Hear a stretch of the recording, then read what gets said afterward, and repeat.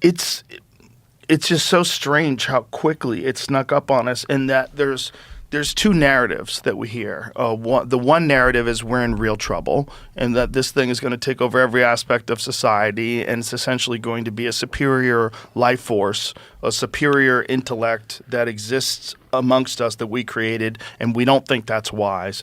And then there's the other side that is saying things like what Elon says, where he's saying we're going to have universal high income. It's going to be so much prosperity that no one's ever going to have to toil again. There'll be no more third world countries. There'll be no more poverty. Like, we can eradicate poverty with the resources that we have on Earth, and we can change what it means to have to work. Like, just to provide yourself with food and housing. That's all going to be easy and free. And then everything else is going to be, you have to find a purpose in your life. Yeah. My problem is, and I love Elon, but the people who have that perspective are all making money off AI.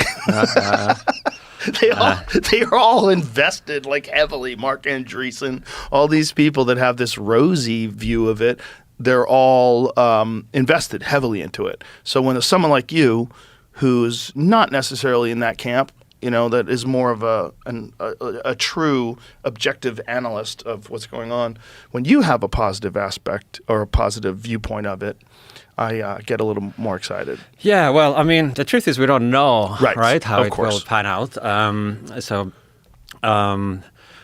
mean, I think there are these scenarios where we unlock this, enormous boost, both to economic productivity, but then, across medicine, entertainment, environment, travel, all kinds of things. And like a tsunami of wealth just kind of flows through and lifts all boats. And then the idea of human work becomes an anachronism, and where you have machines that can do everything that we can do physically and mentally, and do it much better and cheaper.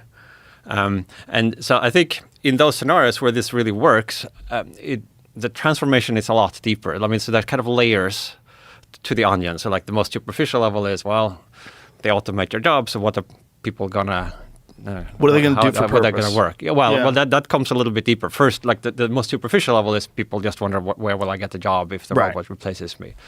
And then the superficial level of that conversation, I think, is, well, you need to retrain workers so they can work in other fields, and maybe there needs to be, employment insurance whilst they are being retrained or something like that. But once you think through where this ultimately leads, you think like it's not just a few jobs, I think, but it's really everything that humans can do to a good approximation, with maybe the exception being where the consumer has a direct preference that the particular product or service be done by a human, like priest, prostitute, and politician. The three Ps. Those might survive. Well, politician, hopefully not. Hopefully AI can handle that all without any corruption. Yeah, but somebody's got to take credit for it. This is true. And code it. Yeah.